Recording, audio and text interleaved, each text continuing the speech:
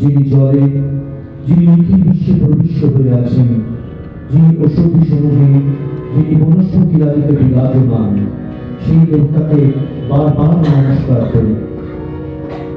ভয়াদস্যানিস্তপতি ভয়াৎপতি সূর্যঃ ভয়াদিন্দ্রশ্চ বায়ুশ্চ মৃত্যুর্ধাবতি পঞ্চমঃ।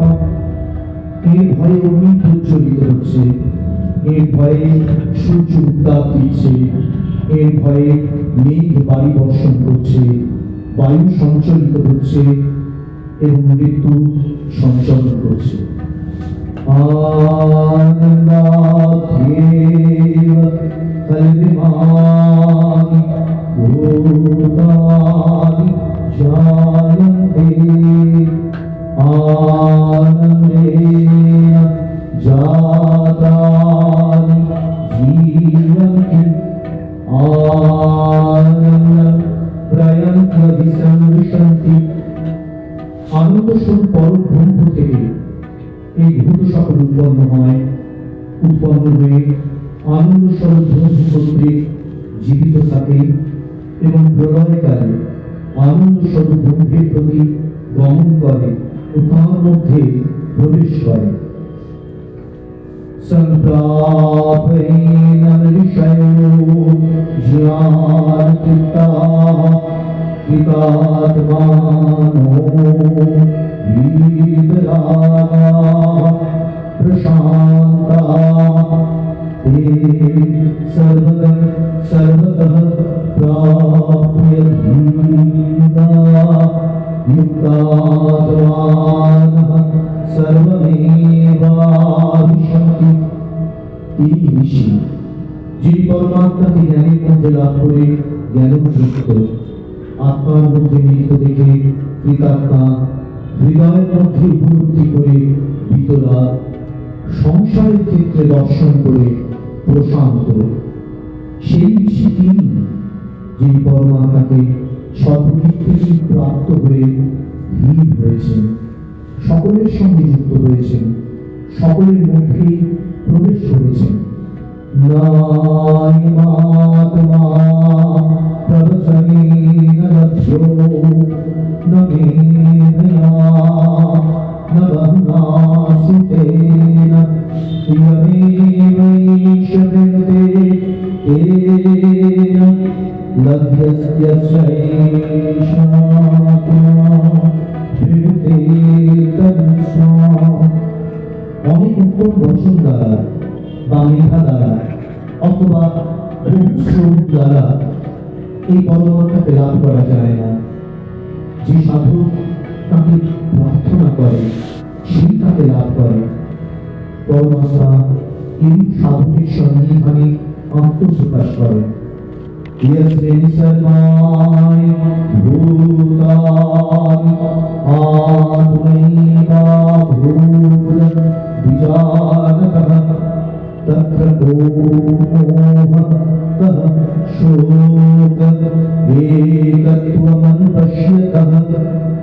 যিনি জেনেছেন যে তাঁর আত্মাই সর্বত্র পরিব্যাপ্ত এবং যিনি সর্বত্র একই আত্মাকে দর্শন করেন, সেই জ্ঞানী ব্যক্তি শোক বা মোহ থাকে না। সমোগতে মোগনীয়মিলব্ধ্বা করতি শোক করতি পাপমান গুহাগতিভ্যো বিমুক্তো অবিতো ভবতি। তিনি আনন্দকে পরদ্রবীকে লাভ করে আনন্দিত হন। তিনি শোক থেকে উত্তীর্ণ হন, পাপ থেকে উত্তীর্ণ হন এবং হৃদয়গ্রন্থি সমুদয় থেকে বিমুক্ত হয়ে অমৃত হন।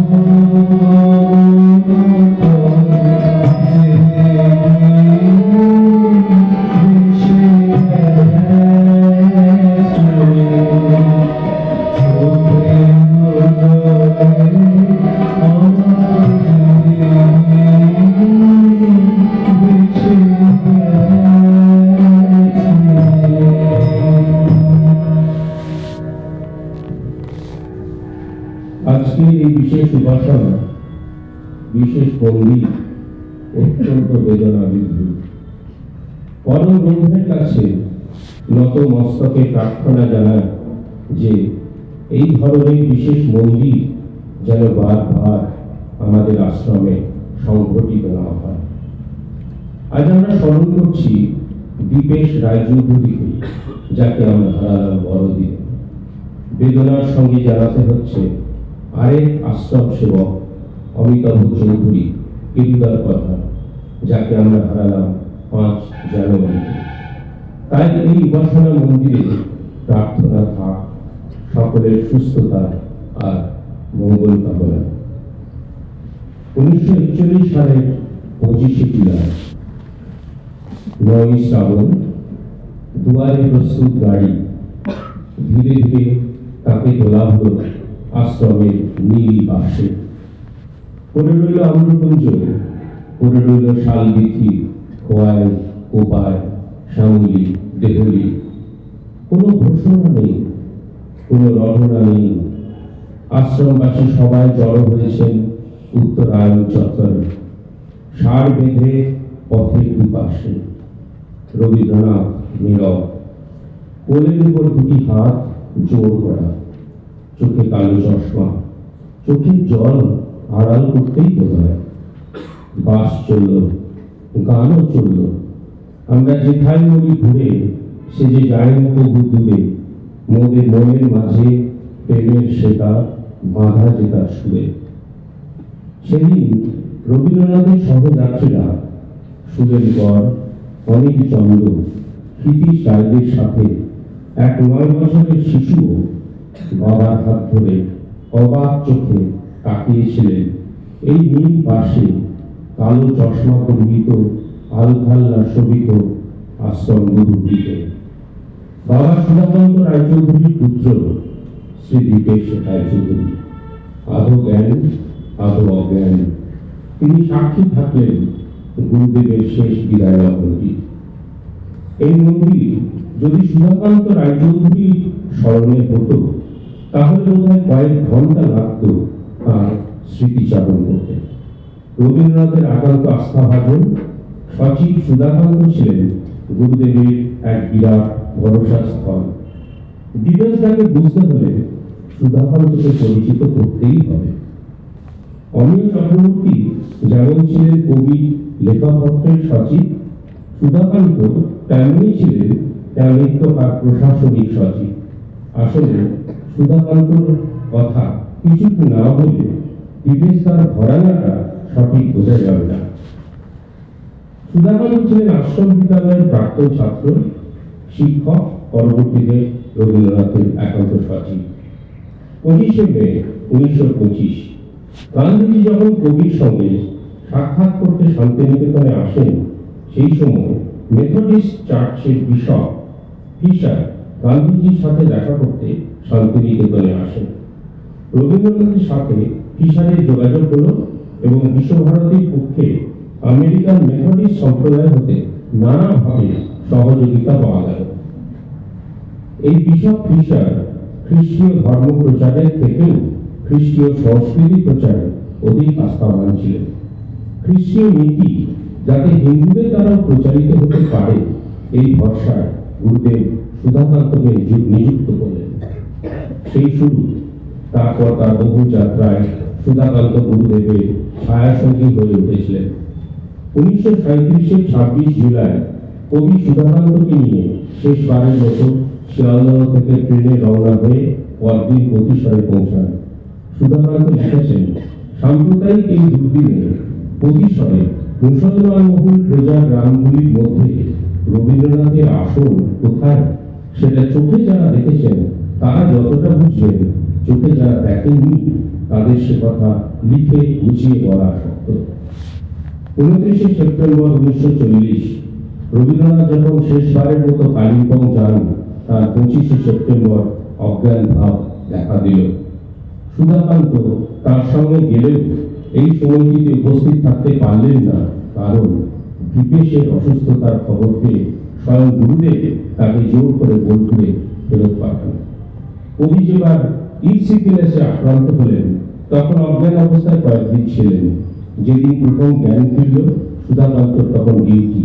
হঠাৎ গুরুদেব জেগে উঠে বাথরুমে যাবেন, একাই যাবেন।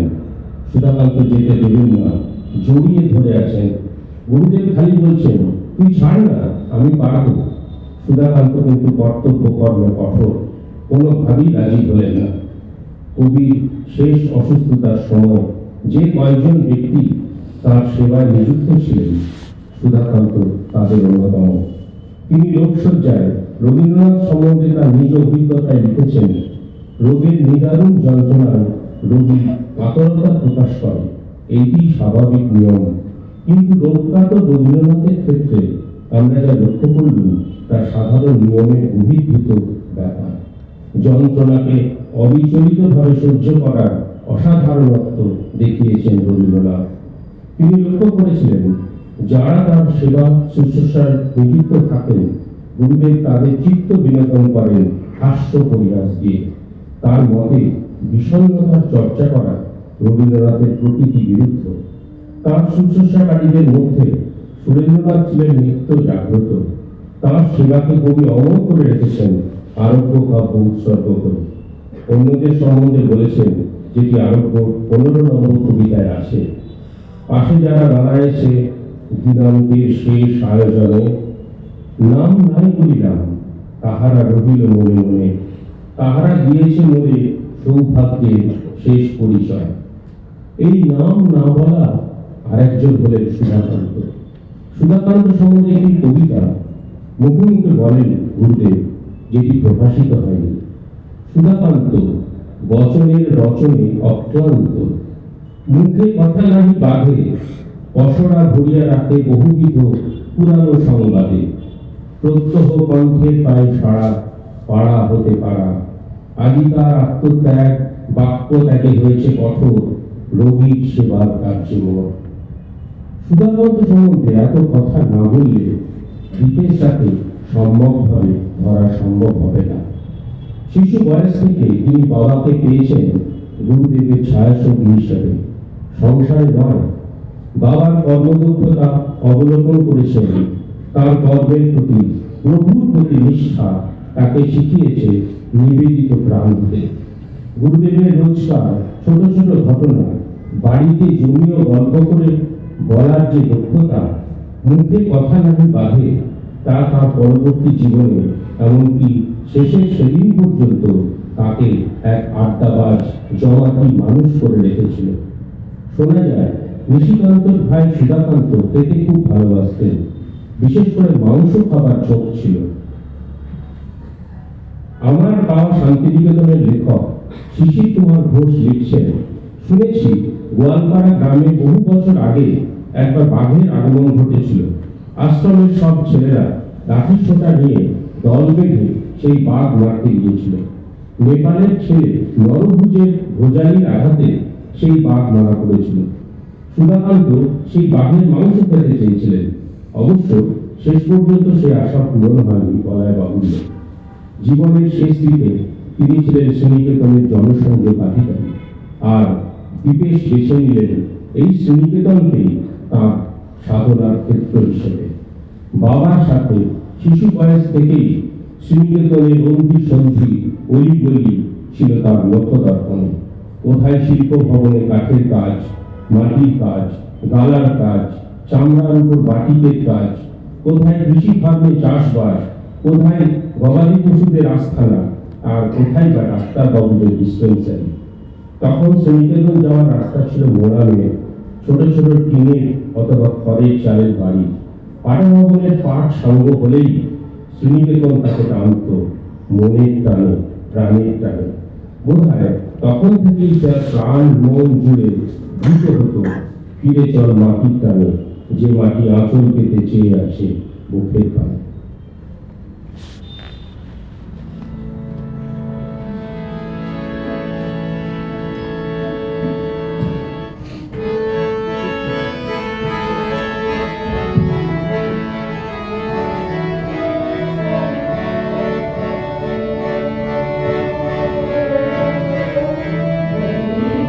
তোমার আলো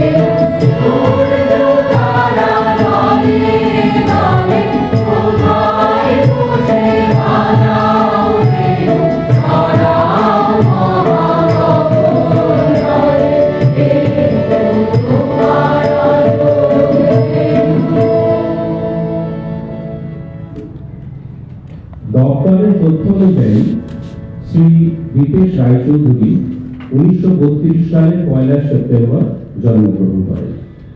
তিনি শান্তিনিকেতন বিদ্যালয় থেকে ম্যাট্রিক পাস করেন। পরে শ্রীনিকেতনে উডওয়ার্কের উপর একটি সার্টিফিকেট কোর্স করেছিলেন। পরবর্তী সময়ে কলকাতা থেকে বয়স্ক শিক্ষাকর্মে সোশ্যাল সার্ভিস লীগ থেকে প্রশিক্ষণ প্রাপ্ত হন। তিনি বিশ্বভারতীর কাজে যোগদান করেন 1962 সালের 3 আগস্ট।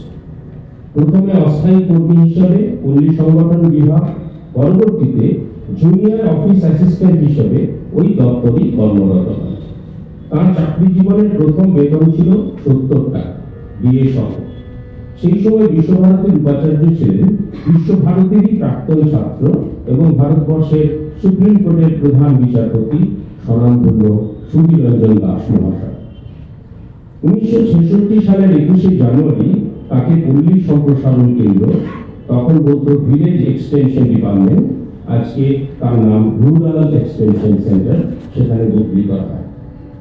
মাঝখানে 1970 সালে 1 বছরের জন্য তিনি পাটনাগর কিচেনে বদলি হয়েছিলেন, কিন্তু 1971 সালে আবার পল্লী সম্প্রসারণ কেন্দ্রে ফিরে যান। তার দায়িত্ব ছিল একজন সহকারী বয়স্ক শিক্ষা কেন্দ্রের কর্মী হিসাবে। এই দায়িত্ব তিনি 8 বছর অত্যন্ত নিষ্ঠার সাথে পালন করেছেন। 1978 সালে তিনি ব্রতী বালক সংগঠকের পদে বৃত হন, যেটি 1989 সালে টেকনিক্যাল অ্যাসিস্ট্যান্ট হিসাবে নামাঙ্কিত হয়েছিল। 1992 সালের 31 আগস্ট তার অবসর নেওয়ার দিনটি পর্যন্ত তিনি এই প্রতিপালক সংগঠনের সঙ্গে যুক্ত ছিলেন।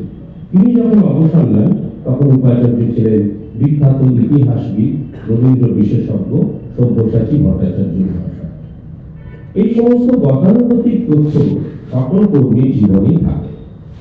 দীপেশ রায়চৌধুরীর ক্ষেত্রে কেন এই কর্মজীবন একটি ব্যতিক্রমী জীবন হিসেবে গণ্য হবে তার কারণ অনেকের ধারণা ছিল রবীন্দ্রনাথের মৃত্যুর পর, বিশেষত রবীন্দ্রনাথের চলে যাওয়ার পর, গ্রাম সংগঠনের যে দীপশিখা তারা জ্বালিয়ে দিয়ে গিয়েছিলেন, কেন্দ্রীয় বিশ্ববিদ্যালয় হওয়ার পর তা বোধহয় ধীরে ধীরে অস্তমিত হবে।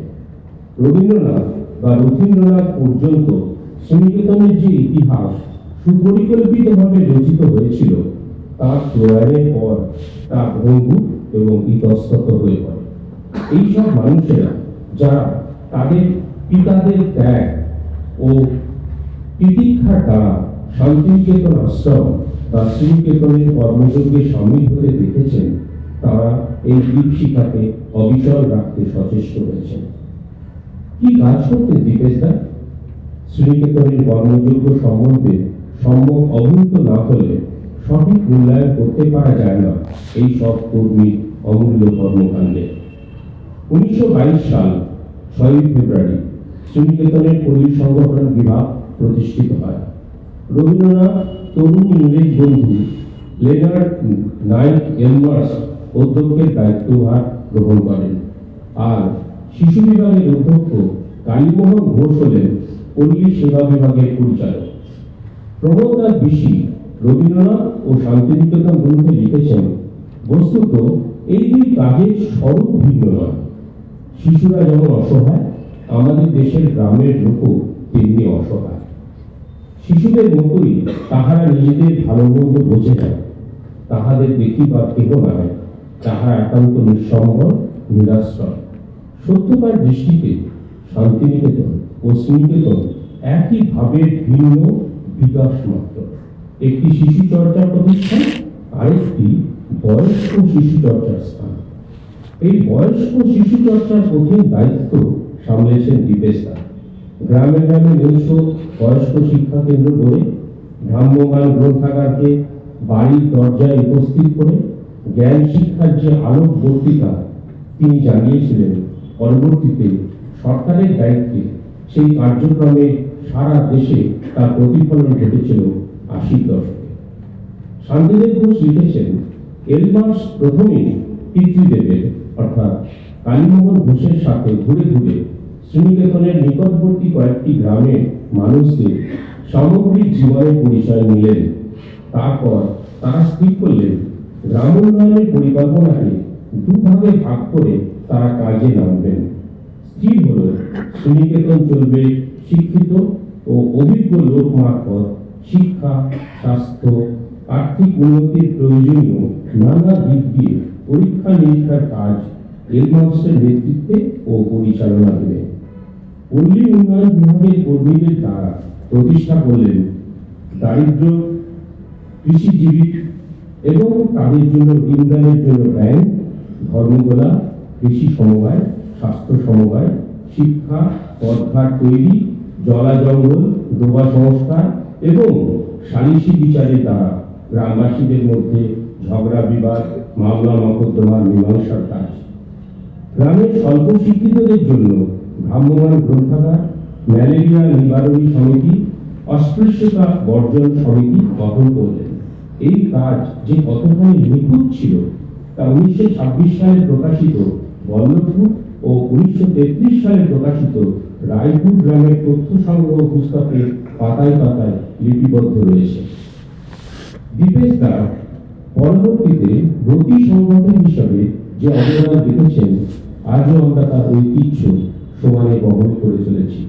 হয়তো এলমার্সের ধারণায় ব্যাগেল পাওয়েল প্রবর্তিত বিলাতে বয় স্কাউটদের কার্যপ্রণালীর মতন কোন সংগঠনের প্রতিলিপি অঙ্কিত ছিল, কিন্তু ব্রতিবালক সংগঠনের স্থাপনা রবীন্দ্রনাথের পল্লী সংগঠন চিন্তার মধ্যেই নিহিত ছিল। কারণ তিনি মনে করতেন আজকের শিশুরাই হবে আগামীর ভবিষ্যৎ। তার ধারণা ছিল কোন গ্রামে শিশুদের যদি সংগঠিত করা যায় তাহলে তাদের পিতামাতার কাছে পরিকল্পনা পৌঁছাতে সময় লাগবে না। তাছাড়া গ্রামের যুবনেতাদের পরবর্তী প্রজন্মের নেতৃত্ব দানের ক্ষেত্রেও প্রতিপালকরা ভবিষ্যতের মুখ হিসাবে পরিগণিত হবে। প্রথম দিকে প্রতি দলের কাজ ছিল গ্রামের জঙ্গল পরিষ্কার, ডোবাগুলো বোঝানো, আগুন নির্বাপনের ব্যবস্থা করা। প্রতিপালক দল গঠন করে গ্রামবাসীদের নানা পরামর্শ ও প্রশিক্ষণ দেওয়া, পারস্পরিক সহযোগিতার গুরুত্ব বোঝানো, অন্যের সংস্থান নিশ্চিত করে ছেলে মেয়েদের বিদ্যালয়মুখী করা, ঔষধালয়, স্বাস্থ্যকেন্দ্র, নৈশ বিদ্যালয়, প্রাথমিক বালিকা বিদ্যালয়, চলন্তিকা গ্রন্থাগার, সমবায় সমিতি ও ব্যাংক প্রতিষ্ঠা, চাষিদের ঋণদান, নেশামুক্তি, বয়স্কদের পঠন পাঠনের ব্যবস্থা গড়ে তোলা। আজও আমাদের মধ্যে দীপেশ দার হাতে গড়া প্রতিপালক সংগঠন করা বহু মানুষ আছেন যারা নিজ নিজ কর্মক্ষেত্রে অত্যন্ত সাফল্যের সাথে নেতৃত্ব দিচ্ছেন। আজও এই সন্ধ্যায় এইরকম গ্রাম সংগঠকরা উপস্থিত আছেন যারা দীপেশ দার হাতে তৈরি অথবা পরবর্তীতে সহকর্মী হয়েছেন। 2012 সালে আমরা পল্লী সম্প্রসারণ বিভাগ থেকে একটা প্রচেষ্টা নিয়েছিলাম যে পুরানো সেই দিনের কথা যারা যোগাতে পারবেন, যাদের মাধ্যমে আমরা ফিরে পাবো পুরানো শ্রীনিকেতনকে, সেই সময় কর্মযোগের তথ্য কিছুটা হলেও বিস্মৃতি অটল থেকে বের করে এনে ধরে রাখা যাবে। এই উদ্দেশ্যে আমাদের অডিও ভিজুয়াল ইউনিট বিভিন্ন বয়স্ক মানুষের কাছে রেকর্ডিং যন্ত্র নিয়ে পৌঁছে গিয়েছিল। সেই সময় আমরা দীপেশদার একটি ইন্টারভিউ করেছিলাম। তিনি যেমন রবীন্দ্রনাথ বলেছেন, আমরা শুরু করি কিন্তু শেষ করি না, তেমনি সেই প্রচেষ্টাও পুরোপুরি সফল হয়নি।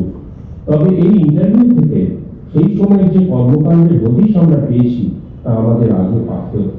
আজও শ্রীনিকেতনের প্রতিটি কর্মকাণ্ড যেমনভাবে নির্দেশিত হয়েছিল গুরুদেবের লেখনীতে, রবীন্দ্রনাথের স্বপ্নে আর এলমার্স, কালীমোহন, ধীরানন্দ, সুধাকান্ত, দীপেশ দাদের হাতে কলমের পরীক্ষার মাধ্যমে আজও তার ধারাটি অক্ষুণ্ণ রাখতে আমরা সদা সচেষ্ট।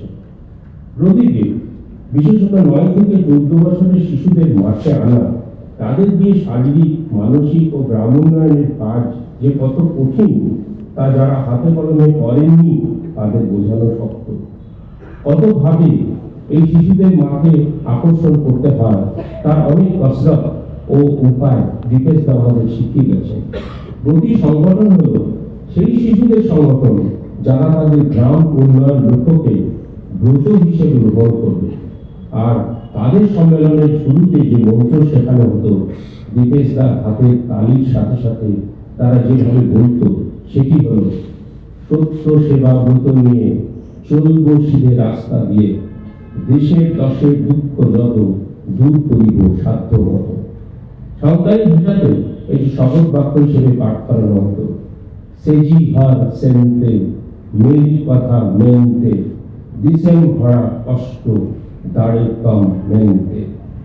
শেষের কয়েকটি পংক্তি আদিবাসীদের জন্য, অর্থ একই কিন্তু সকলকে নিয়ে, সকলের জন্য, সকলের মঙ্গলে যে সত্য ব্রত নিয়ে ব্রতী সংগঠন গড়ে দিয়ে গিয়েছেন দীপেশ রায়চৌধুরী, সে আজও অক্ষুণ্ণ হয়ে আছে।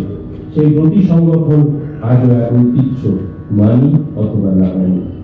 বিশ্বভারতী পল্লী সেবা বিভাগের উদ্যোগে 12 এপ্রিল 1925 যে ব্রতী সম্মেলনী হয়, তাতে বীরভূম জেলার বিভিন্ন কেন্দ্র থেকে যোগ দিয়েছিলেন 240 জন কর্মী। বীরভূমের জেলা বোর্ড সভাপতি অবিনাশ চন্দ্র বন্দ্যোপাধ্যায় কর্মীদল সংগঠনের জন্য পল্লী সংগঠন বিভাগকে ধন্যবাদ দেন। রবীন্দ্রনাথ বলেন, কত ধনী, কত বিজ্ঞান শান্তিনিকেতনে আসেন, কিন্তু আজ তার সর্বাপেক্ষা আনন্দ বীরভূমের সুদূর প্রান্ত থেকে পল্লী কর্মীরা সমবেত হয়েছে। তারা বিদ্যান নন, ধনীও নন, কিন্তু তারা সেবক। ওই অধিবেশনে জেলার বিভিন্ন সমিতিগুলি পরস্পরের মধ্যে সহযোগিতা স্থাপনের জন্য এবং যাতে জেলার সর্বত্র আরো পল্লী সংস্কার সমিতি গঠিত হয়, এই উদ্দেশ্যে একটি জেলা সমিতি গঠিত হয়। তার সভাপতি, সহ-সভাপতি, সম্পাদক, সহ-সম্পাদক হন যথাক্রমে রবীন্দ্রনাথ ঠাকুর, অবিনাশ চন্দ্র বন্দ্যোপাধ্যায়, কালীমোহন ঘোষ এবং কিন্নাহারের বিজয়চন্দ্র সরকার। 6 এপ্রিল 1926 শান্তিনিকেতনে বিশ্বভারতী ব্রতী বালক সম্মেলনী দ্বিতীয় অধিবেশন অনুষ্ঠিত হয়। আম্রগঞ্জে অনুষ্ঠিত এই সম্মেলনে জেলার 12টি কেন্দ্রের 300টি ব্রতী বালক উপস্থিত ছিলেন। সভাপতিত্ব করেন জেলা বোর্ডের চেয়ারম্যান হেতমপুরের মহারাজা বাহাদুর সত্য নিরঞ্জন চক্রবর্তী। পল্লী সেবা বিভাগের সম্পাদক কালীমোহন ঘোষ সকলের জ্ঞাতার্থে বলেন, ব্রতী বালক আন্দোলনের উদ্দেশ্য, তার আশা সর্বতোমুখী পরিপূর্ণতার আদর্শের মধ্যে ব্রতী বালকদের মনুষ্যত্ব জাগ্রত হবে, কল্যাণের মধ্যে তাদের আত্মা প্রবুদ্ধ হবে। 7 মে 1926 পল্লী সেবা কেন্দ্রের সম্পাদক রূপে আনন্দবাজার পত্রিকায় এক বিজ্ঞপ্তিতে কালীমোহন ঘোষ জানাচ্ছেন, শ্রীনিকেতনের পল্লী কর্মীদের পল্লী শিক্ষার বিষয়ে শিক্ষা দেওয়া হবে। শিক্ষণের বিষয় কুটির শিল্প, প্রাথমিক চিকিৎসা, পল্লী সংগঠন ও ব্রতী সংগঠন। 3রা জুনের মধ্যে আবেদনপত্র জমা দিতে হবে। 12 আগস্ট 1927 কালীমোহন আচার্য রবীন্দ্রনাথ ঘোষের বিজ্ঞপ্তিতে প্রকাশ, 15 অক্টোবর থেকে 15 নভেম্বর শ্রীনিকেতনে পল্লী সেবকদের জন্য শিক্ষা কেন্দ্র খোলা হবে। শিক্ষণীয় বিষয় কুটির শিল্প, পল্লী স্বাস্থ্য ও প্রাথমিক চিকিৎসা, পল্লী সমস্যা, সমবায় প্রণালী শিক্ষা, প্রাথমিক কৃষি শিক্ষা ও ব্রতী সংগঠন। সেই হিসাবে এই বছরটি ব্রতী বালক সংগঠনের সম্মেলনের 100 বছর পূর্তি বৎসর। ঐতিহ্যের পথ ধরে আজও ব্রতী বালক সংগঠন তার স্বমহিমায় উজ্জ্বল। আসুন সবাই মিলে শ্রীনিকেতনের সেই কর্মযজ্ঞে সামিল হই। বালক ইউনেস্কো স্বীকৃত শান্তিনিকেতনের আরো একটি ঐতিহ্য প্রমণ্ডিত ইনট্যাঞ্জিবল সংস্কৃতি সার্থক হোক, সত্য হোক, দীপেশ রায়চৌধুরীর শেষ ইচ্ছা।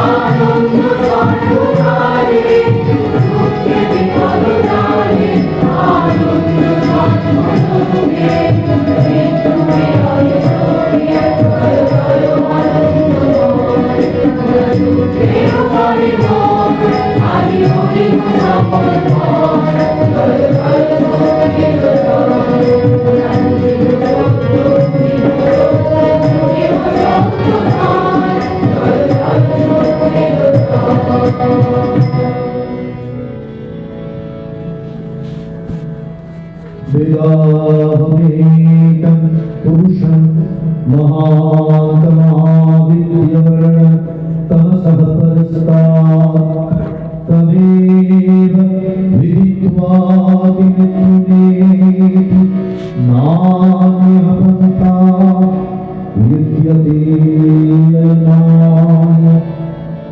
আমি সেই ত্রিবিধানিত জ্যোতির্ময় মহান পুরুষকে জেনেছি।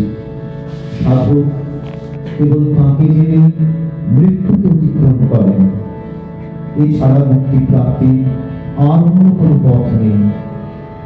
ত্রেহি ত্রেহি পতিভিঃ পূর্বেভিঃ যত্রানঃ পূর্বে পিতরঃ পরেয়ুঃ উভা রাজানঃ स्वभयामदन्तायुमं पश्यासि वरुणं च देवम्।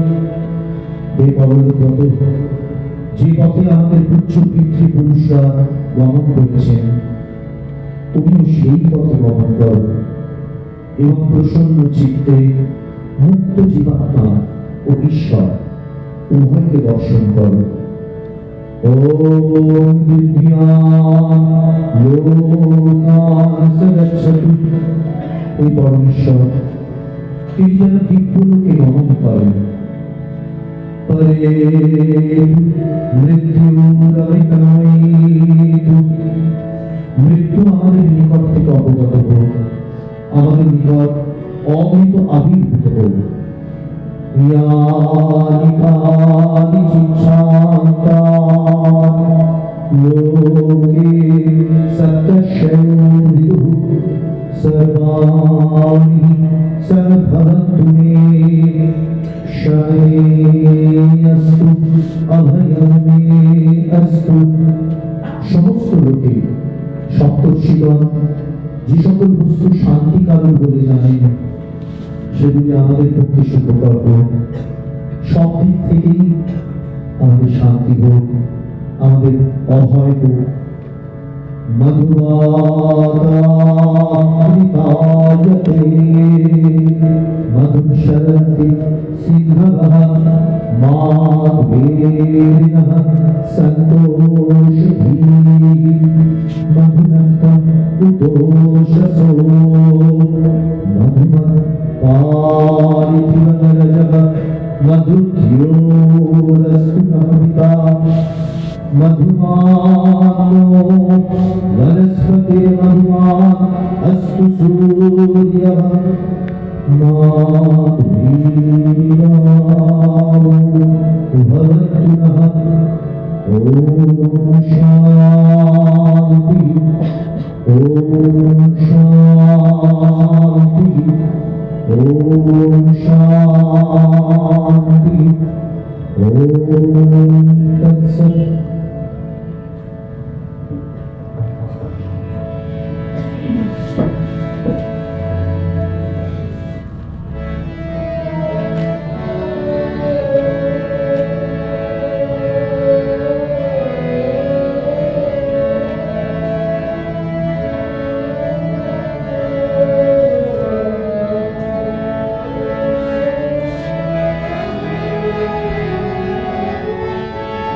Amen.